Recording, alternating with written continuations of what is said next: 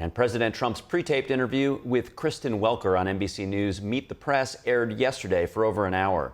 The wide-ranging discussion, marking the president's first 100 days, covered topics including the economy, tariffs, immigration, and some lighter notes, such as the significance of Mar-a-Lago, new holidays, White House renovations, and his family. Joining us to discuss it all is Mike Leon, NTD News contributor and the host of the Can We Please Talk podcast, as well as Gerard Filitti, a political strategist and senior counsel with the Lawfare Project. Gentlemen, thanks for joining us this Monday morning. Mike, starting with you, it was a wide-ranging interview, much ground covered. What sticks out for you?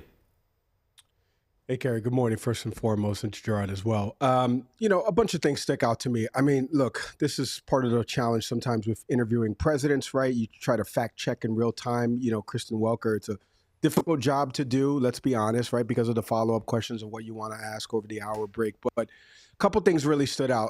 I think there's some truths in what Trump is saying about some economic gains in terms of energy prices that are coming down.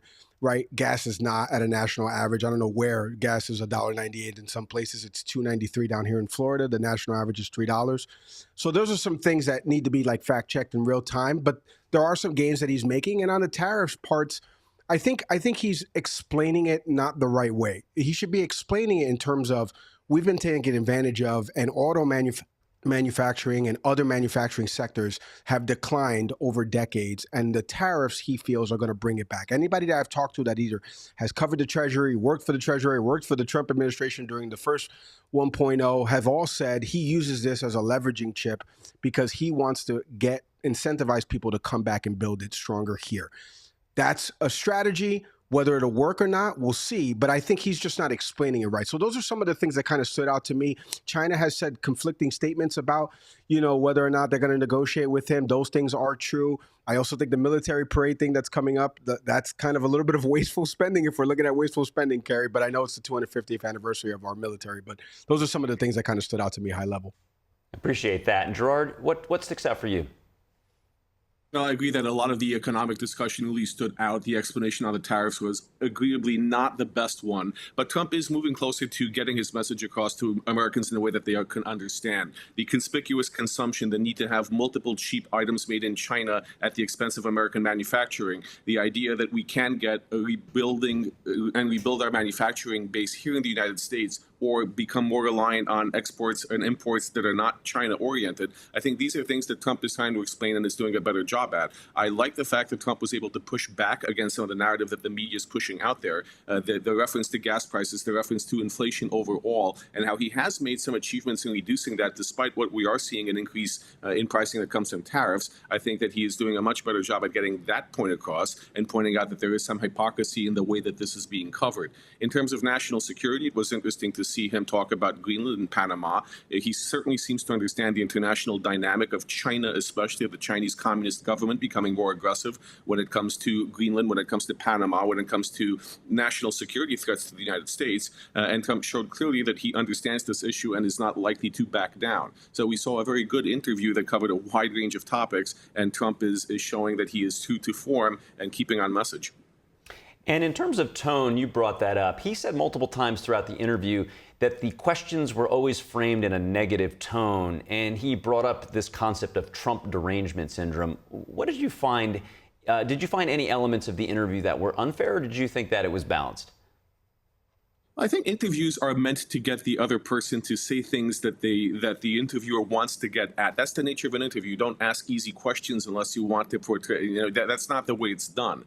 So I think the interview was fair. But I do think Trump has a point that journalists tend to be too confrontational, especially from mainstream media, when questioning his achievements and not really focusing on some of the good that has come out of it. Even when it comes to deportations, often the questions are framed in a way that confront him into trying to admit or deny that he won't listen to the U.S. Supreme Court instead of actually listening to the answers that he's presenting. I think that came across very well with the interview, that sometimes these questions are very barbed and pointed, and reporters refuse sometimes to acknowledge what the president is saying. That's been classic for anything that we've seen mainstream coverage of Donald Trump for years now, which is why a lot of people have switched and are watching NTD and other outlets that do provide more of a balanced coverage.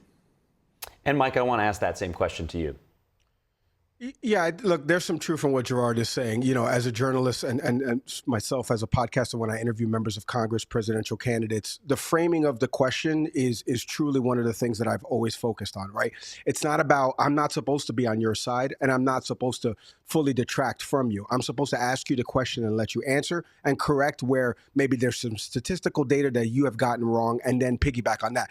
Kristen Welker, a few times during the interview, there's a couple things within there that, hey, can you quantify for me how many rapists and murders I have actually come from this country? Can you quantify that? Can you qualify that? Because those are things that he has said numerous times that you just can't quantify or qualify. Now, are there millions of people that have come here illegally? Of course, there are millions of people that come here illegally. The border czar, Tom Homan, has said that number could be about 20 million. Obviously, we know from CBP's latest data during the Biden administration as he was transitioning out, we know what those numbers were. So there is. But there's a middle gap between there. And that's where the journalist is supposed to ask the question, not supposed to frame it in such a way. So I do agree with Gerard's overarching point there. But look, part of the problem right now that we're encountering is that journalists have a tough time with respect to, they want the access. They don't want to be cut off from the access. I think we're seeing that a little bit with the White House press briefing room and some outlets that have maybe not said certain things in their coverage, and they've been reduced from the access perspective. So it's incumbent upon journalists, forget about the access, ask the questions and ask it the correct way and get the answers and then ask the follow-up. So I do agree with Gerard on the overarching premise that journalists need to do a better job. Go to journalism school. I went to journalism school at Rutgers University. That's what you're supposed to do. And in terms of learning how you actually ask these questions and elicit the answers, because you're not supposed to input your opinion on the answers or the question.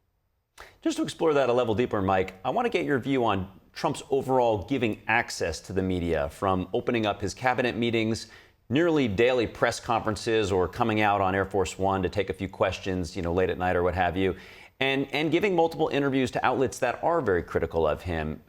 Just generally speaking, when you look at obviously the previous administration and those that have come before Biden, what is your general feeling on Trump's giving that access? Kerry, this is such a great question, seriously, because I've been thinking about this a lot, because we've seen the White House press briefing with Caroline Leavitt, and she's had two different briefings. She's had the press corps briefing, and they've opened up a seat for people like myself, podcasters in this space, or even journalists with background, Sage Steele, Tim Pool, a bunch of different people have filled that seat.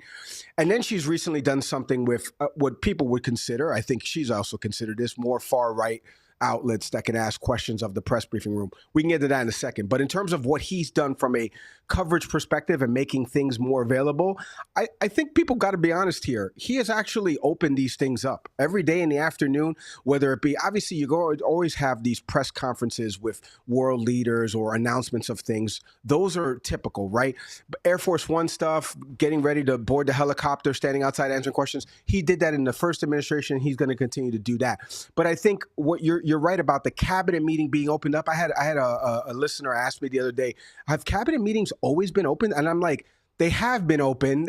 He's just tending to do it a lot more in these first 100 days, because I think the news cycle of 24/7, people don't tend to realize all that. Now, the access is great. The problem I have is we need to delineate who is actually in the room with the access, because when Caroline Leavitt does something like she did with these far right outlets, she needs to explain, look, these are outlets that are more conservative leaning, that are more favorable to what the president's message is.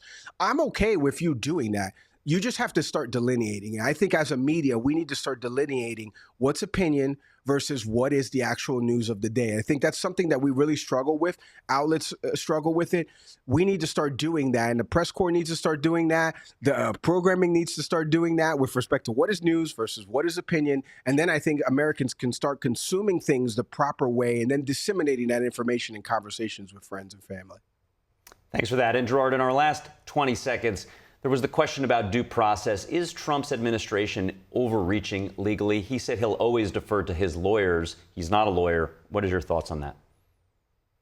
Well, I think that there needs to be a better understanding of what due process actually means. There's not the expectation that every person who is set for deportation goes through a full, lengthy trial. Now, they are entitled to be heard. They are entitled to have evidence presented that they are the wrong person, that the law is not applicable, that there are constitutional grounds for keeping them away from the hands of immigration officials. However, this is what's meant by due process. It's not meant that you need a lengthy trial for each person before they're removed from the country. Trump needs to do a better job explaining that, and I think that his legal team needs to do a better job understanding that. because at the end of the day, every person is entitled to due process. The Supreme Court has made that absolutely clear, and Trump has said that he will uphold and go with whatever the Supreme Court ultimately orders. Gentlemen, thank you so much for joining me this morning. Mike Leon, Gerard Filitti. We'll see you soon. Thank you.